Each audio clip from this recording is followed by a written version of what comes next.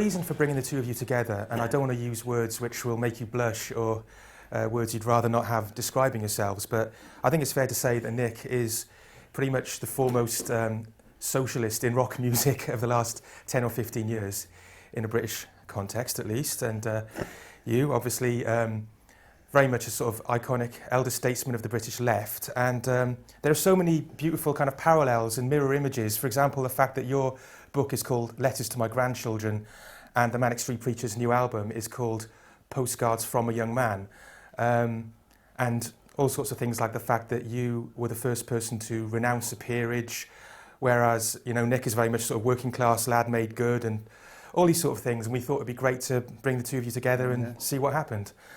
And I'll start, I think, by saying that when we walked in, we stepped over a CND doormat. Yes, a couple of American doctors sent me that. Really? It arrived, and as I unpacked it, I realised what it was, and it fitted perfectly in the thing. It's rather nice, that, yeah. Well, I know that Nick was interested in talking about the idea of pacifism, because the Manics had a #1 single with a song called If You Tolerate This, Your Children Will Be Next, which was inspired by the Spanish Civil War. Yeah. And I guess you'd have grown up, you'd have been a child when that war was on, but you must have grown up around people in the labour movement who'd been through that, and it must have been a formative experience for that generation. And the conflict between pacifism and wanting to commit and do something is an interesting one, which I thought I'd leave you to... Is there such a thing as a just war for you, having fought in one? Well, I think if you're attacked, you're entitled to defend yourself. Right. On the other hand, non-violence has got a lot of strength in it. I mean, Gandhi believed in non-violence and secured a major victory over the British Empire. But it's a tricky one, that if somebody came in with a gun now and pointed it at you, and I had a gun and I could kill him, would I be wrong in protecting you? I don't know. I can't pretend that I would, under no circumstances, wield a weapon. So did the Second World War seem like a just war? Or well, failure World of War diplomacy? II was a product of so many political decisions that you wonder whether it could have been avoided. I think it could have been avoided, but clearly fascism was a great threat to the human race, and I think I understand people deciding to take action to prevent it happening. Because obviously the song, If You Tolerate This, was inspired especially by a lot of the miners from South Wales going to fight against fascism, you know, in Spain. Yeah. Do you feel that's legitimate? Well, fascism is a particularly evil thing, particularly the Holocaust and all the rest of it, that it'd be difficult to argue that you should have allowed it to spread. But every generation has to fight the same battles as every other. There's no final victory and no final defeat. That's a brilliant So quote. everybody has to learn from what happened in the past and do the best they can. That being the case, how do you kind of still retain so much faith in humanity? Well, I'm just blown away by your enthusiasm and hope for a cynical old 40-year-old like me. Well, I think pessimism and cynicism are a prison into which you put yourself. See, all progress is made, as I understand it, by two fires burning in the human heart: the fire of anger against injustice and the fire of hope you can build a better world. And if you abandon your resistance to injustice and abandon hope you can change things, then you will become a part of the system that oppresses people. I mean, that's a very simple way of putting it, but that's what I feel. So have you ever been dragged down into the negativity that Oh I yes, feel? I mean, we're all human, and I remove all pessimistic phrases from my diaries because I don't really think I don't want people to be persuaded there's nothing they can do, or they won't make the effort. No, it's very true. And there's a bit in the book where you say, every night when I go to bed, I'm relatively more ignorant than when I got up that morning, because the growth of human knowledge is so great. And that's something I kind of feel totally agree with, that isn't it impossible to understand everything in this age? Well, you have to make the effort, but I mean, the amount of knowledge that is accumulated by 6 billion people who get up in the morning at the same time as I do and go to bed, I mean, I couldn't, in the course of a day, catch up with a fraction of what other people have learned, so it makes you a little bit more modest about your contribution. But have you got any tips? Because you seem to have done it pretty well. Well, you can Google your way through things, can't you? If you're really ignorant, you can look it up on Google and you'll get something. Well, Yeah, I mean, I struggle with it every day. I struggle with cynicism, and I find it, especially in terms of the internet, at least 50% of it is kind of lies, and I find it impossible to sift through it. Well, yes, I mean, a lot of it's inaccurate. On the other hand, if you look up some particular event, it'll tell you the date and what it was about. So you're better off than if you didn't have Google. Right. I shall try. I shall try. I wondered if we could talk a little bit about the power, or otherwise, of pop music and popular culture to disseminate political ideas. I know that in recent years it's been commonplace for politicians to try and align themselves with pop. You know, Tony Blair famously inviting rock bands to Downing Street, and David Cameron name dropping, even Gordon Brown a little bit awkwardly, very awkwardly, letting people know who his favourite bands were. You've never been the kind of politician to put on a baseball hat at the Notting Hill Carnival, whatever it may be. But you know, you do speak at Glastonbury, and you do consider that the pop audience is worth connecting with. Nick, you've written so many songs with political messages in them, and nearly all of your songs can be read with a sort of critique of capitalism within them in some way. And you've written a song of tribute to Paul Robeson, the great political campaigner as well as singer. I wonder what you both think about that, about whether pop culture does have a power to get messages across. Well, I mean, I'm a true believer that it does, and I spent my life dedicating myself to doing it, because a lot of the time it's really hard to do and you make a mess of it and they're awful songs. But I think when you get it right, it's the most perfect moment you can get. You know, the marriage of politics and pop. You know, when it hits the mark, something like "God Save the Queen" by the Sex Pistols. You know, in Jubilee year, it's just a glorious moment. And the one thing I am disappointed with modern music is that young bands just are not. They're not saying anything. I mean, surely there must be someone out there who wants to write a song about Nick Clegg, you know, and kind of his desperate grab for power. Well, I think you have to be very careful you don't use it cynically, just to say I'm with every progressive movement.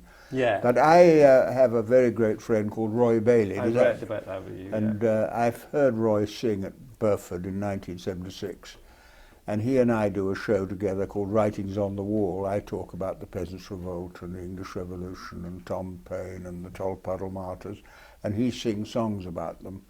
And that I found very exciting, because it reminded me that every generation had to fight the same battles. Yeah. And we go round and do this at meetings, and what's really interesting to me is that people who listen to his songs and my quotes realize that they are inheritors of a fantastically radical tradition which keeps them going when things are difficult.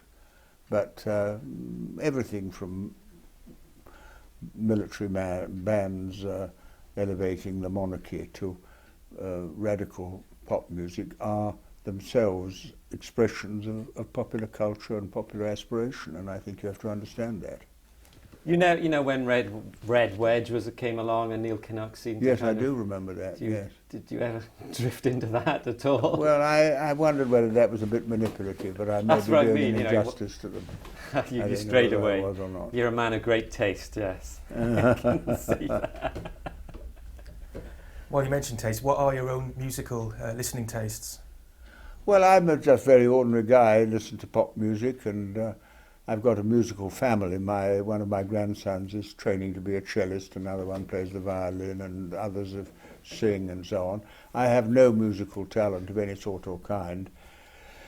But folk music I like very much, because good folk does reflect the life and deep life of our society in a way that people can recognise and understand, covers their own feelings about things, and I think that's why I do this thing called Writings on the Wall with Roy Bailey. Mm-hmm. Are you surprised at the lack of, in this era of a truly great recession, surprised by the lack of kind of political demonstration? Well, there's quite a bit, and I think this winter there will be a huge mass of resistance. But people are told by the media, what's the point, you can't win, they're all the same, they're all a bunch of crooks and so on. And that is deliberately designed to demoralise people at a moment of crisis when you really need to have all your energies focused on what you want to do. But it's still, I don't know if the motivation is there in a young generation to actually feel as angry as previous generations. I don't know, sometimes they say young people are apathetic, but when I talk to young people, I find if you ask them what they feel, they say two things. First of all, nobody listens to us. And secondly, we don't believe a word we're told. And distrust and anger are not the same as apathy. They're just a way of resisting the presentation of politics as a Westminster game, which they're expected to observe. So you just have to build on the strengths there are in people's feeling and encourage them to do what has to be done. Yeah, I was reading an interview in Word magazine you did where you sort of said that you accept the Labour Party kind of now. You've sort of made your peace, and you feel only real change sort of comes through demonstration, and then the party just enacts onto the statute book. Yeah. Is that how you've sort of the conclusion you've come to after all these years? Well, I think the Labour Party began as a movement led by the trade unions because it was Labour Representation Committee. Miners had got the vote and they wanted to use their strength. And then there were some socialists. It's never been a socialist party, but there's always been some socialists in the Labour Party. And when you look at the achievements of the welfare state, the National Health Service, the end of empire without war, I mean, it was a remarkable achievement. But now I think New Labour has really turned its back on that and became an alternative management team for the status quo, and that encouraged people's cynicism. Yeah. I read the quote from you that you said, all that a parliamentary election can achieve is a periodical change in the management team, and that I also saw you speak once and you said something that's always stayed with me, which is that democracy should be something that happens every day of your life, not just once every 4 or 5 years. Yeah. And I wonder if you could elaborate on that. I know that during your time in government, you encouraged, for example, workers' collectives. Yes, I did, yeah. Well, I mean, democracy is the most revolutionary idea of all, because until we had democracy, all power rested with the market. And if you didn't have any money, you couldn't afford health or education or anything else. And then when the vote came in, and this is one reason why people wanted the vote, they were able to use the vote to buy with their vote what they couldn't afford with their wallet. And democracy transferred power from the marketplace to the polling station.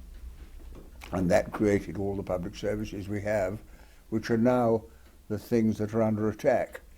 So in a way you have to refight the democratic argument, and this time in favour of the services you need, not in the favour of having the vote, because the vote by itself is not able to do what people wanted it to do because of all the pressures to make cuts. You've both spoken about optimism versus pessimism, and I wondered how optimistic or pessimistic you both are regarding the current Labour leadership contest. You know, leadership is not the only thing that matters, because if you turn all elections and democracy into leadership, it's just a question of who wins the Oscar.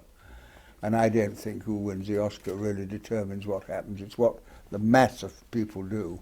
When there's a change in public opinion, then all governments have to react. That's how we got the vote, that's how trade unions got organised. It was when public opinion became so strong that even very powerful people in positions of authority knew they couldn't resist it. Are you willing to concede that New Labour did anything good? Oh, well, they put money into public services, they worked in Northern Ireland. But the whole idea of New Labour, I mean, Mr. Blair said New Labour is a new political party. I've never joined it. It really was came about because I think Blair and Mandelson and Brown sat down in the mid-70s, mid-80s, maybe early 90s, and said, we can never win an election again unless we adopt Mrs. Thatcher's economic policy. And so New Labour became a sort of Thatcherite party. And that's why it got so much support in the media and all the rest. And the recovery from that is a big recovery to make. Well, even the money, like you said, the money it did use for health and education was basically all generated from the city. You know, New Labour, what angers me is that any industry we did have was allowed just to die. Whereas, it's the greatest irony in politics ever that the only nationalised industries we have are the banks under a Labour government. I mean, can you quite believe the that church, happened? our oldest nationalised industry is the Church of England. Well, Henry VIII nationalised the Church of England because he didn't want the Pope to have too much power. And then the post office was nationalised by Charles II because he wanted the right to open everybody's letters, see what they were saying. So the post office became the sort of birth of MI5. And nationalisation of itself doesn't necessarily change the relationships between capital and labour unless you introduce a democratic element into it. Did you try and take the Queen's head off stamps when you were Postmaster General? Well, I had the belief that when I was Postmaster General that the stamps which were distributed all over the world should reflect our history and culture. Right. And I found they all had the Queen's head. So I commissioned a very brilliant designer called David Gentleman, whom I still see occasionally, and he pointed out that the head obscured the design pattern. So I gave him a commission to do an album of stamps without the Queen's head. Brilliant. And it was absolutely brilliant. And I took them to the Queen, and she didn't seem to mind, but her officials had rung my office. So when I left Buckingham Palace and got back to my office in the City of London, already the message had gone from Buckingham Palace to number 10 Downing Street to my office telling me to stop it. But it wasn't a revolutionary move at all. It was, it was a design argument. It was a design aesthetic. Argument, yeah. Brilliant. You mentioned the idea that the post was invented in order to maintain a certain amount of surveillance over what the public were up to.